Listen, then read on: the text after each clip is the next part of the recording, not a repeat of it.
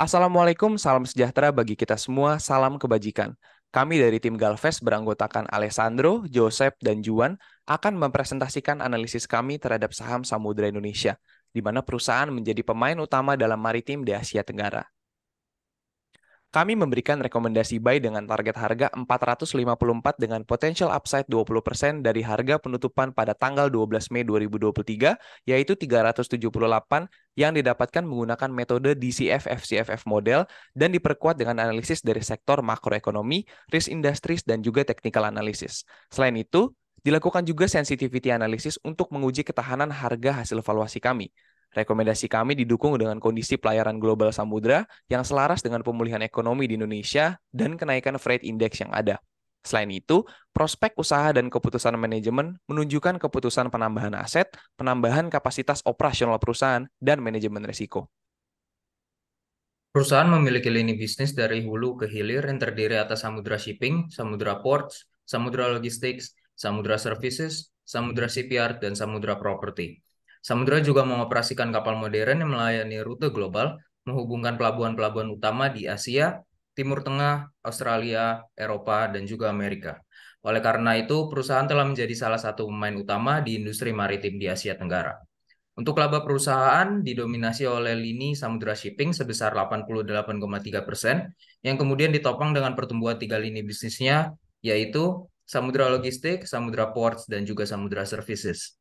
Dari segi segmentasi pendapatan, Indonesia menjadi daerah penghasil pendapatan terbesar bagi Samudra. Di tahun 2022, angka inflasi global menyentuh puncaknya yaitu 8,73% yang disebabkan oleh kenaikan harga komoditas dan minyak.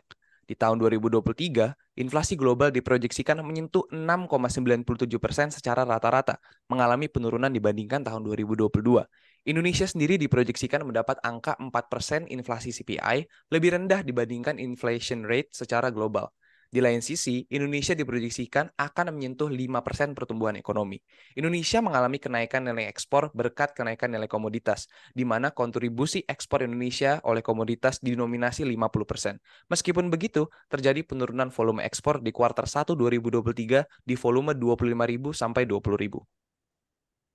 Indonesia sendiri berdiri sebagai negara kepulauan terbesar di dunia. Hal ini menjadikan pembangunan transportasi khususnya konektivitas transportasi darat, laut, dan udara menjadi faktor penting dalam upaya meningkatkan daya saing internasional dan mendukung pertumbuhan ekonomi Indonesia. Pertumbuhan industri logistik dan muatan Indonesia memiliki pertumbuhan tahunan sebesar 6,67% dan diproyeksikan menyentuh 300 miliar di tahun 2024. Hal ini didukung oleh foreign direct investment yang mencapai tingkatnya di tahun 2022.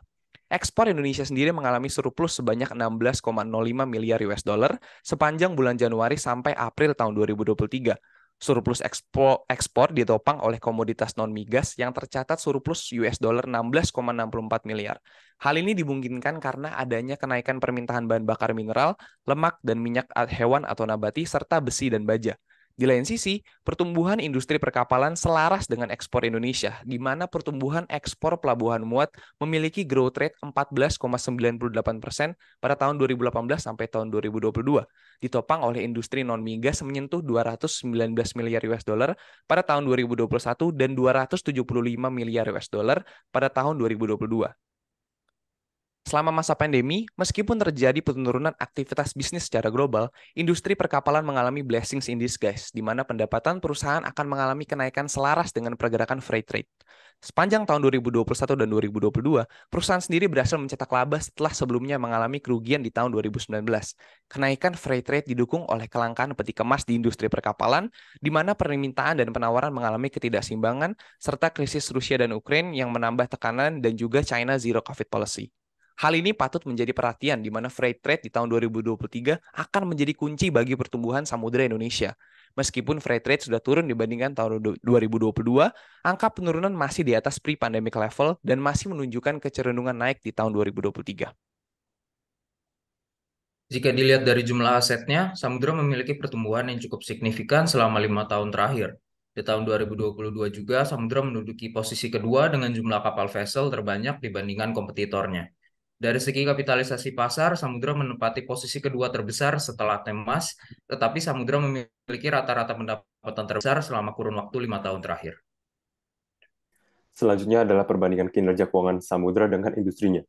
Samudra merupakan market leader nomor satu di industrinya selama 4 tahun berturut-turut. Samudra memiliki gap pendapatan yang cukup besar di antara pesaing di bawahnya. Kemudian secara rasio aktivitas, Samudra merupakan peringkat kedua di antara pesaing-pesaingnya dan berada di atas rata-rata industrinya.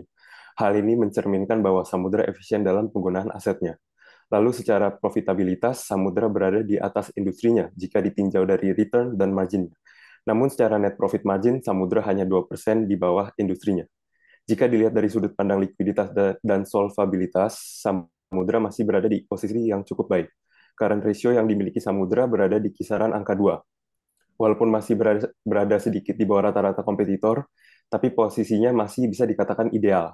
Untuk debt to equity ratio, Samudra berada sedikit di atas rata-rata kompetitor, tepatnya berada di angka 0,78. Tetapi kondisi perusahaan masih masuk kategori sehat atau baik, karena nilai debt to equity ratio yang masih berada di bawah angka 1.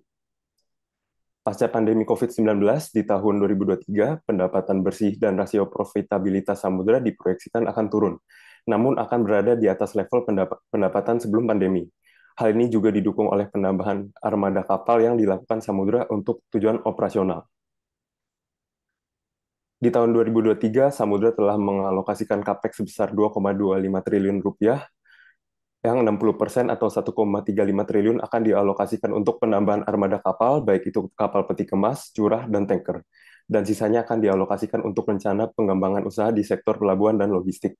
Rencana ini juga didukung oleh arus kas yang positif serta rasio likuiditas yang positif. Bersamaan dengan hal itu, kami memutuskan untuk merekomendasikan beli pada SMDR dengan target 454 atau setara dengan kenaikan sebesar 20%, menggunakan model discounted cash flow, free cash flow to firm.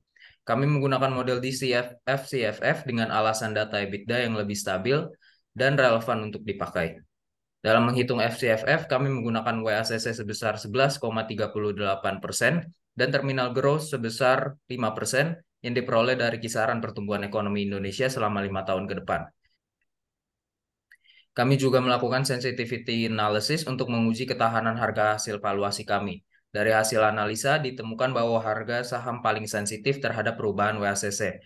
Bertambahnya nilai WACC sebesar 50 bps menurunkan harga saham sebesar 12-13%.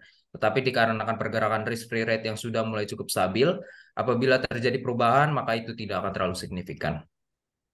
Selanjutnya adalah analisa quarter 5 forces. Industri ini mempunyai barrier of entry yang moderate karena modal yang dibutuhkan lumayan besar. Competitive advantage Samudra terletak pada operasional area yang lebih luas sampai ke luar negeri dibanding kompetitor-kompetitornya. Tetapi secara operasional area dalam negeri, Samudra kalah jumlah dari Temas. Di bagian bargaining power suppliers memiliki ancaman yang moderate terhadap profitabilitasnya. Hal ini dikarenakan 29 dari 35 kapal yang dipakai di lini Samudra Shipping merupakan kapal charter. Dan mengingat lini bisnis ini sangat berkontribusi, yaitu 88% terhadap pendapatannya. Supplier kapal dapat meningkatkan harga charter sewaktu-waktu yang akan berpengaruh pada pendapatannya. Selanjutnya adalah risiko investasi dan mitigasi oleh manajemen. Seperti yang ada di Matrix, ancaman terbesar menurut kami akan datang dari risiko teknologi, mengingat beberapa lama lalu sebuah bank syariah di Indonesia telah terkena serangan cyber. Mitigasi yang dilakukan antara lain melakukan cyber security risk assessment dan memfokuskan business continuity management. Pada tahun 2023, Bank Indonesia akan menjaga level suku bunga di 5,75% dan diprediksi stabil, sehingga untuk risiko keuangan tidak terlalu signifikan. Risiko selanjutnya datang dari risiko strategis. Mitigasi yang dilakukan adalah dengan memonitor perkembangan market serta memonitor politik nasional dan regional. Lalu karena Samudra juga beroperasi sampai ke luar negeri, ini memberi exposure yang lebih terhadap risiko legal dan regulasi. Samudra memitigasi risiko dengan selalu memperbarui standar operasi yang memenuhi hukum dan regulasi, serta mewajibkan karyawan untuk menandatangani fakta integritas untuk melindungi bisnis. Baik, sekian presentasi dari tim Galvest 2023. Atas perhatiannya, kami ucapkan banyak terima kasih.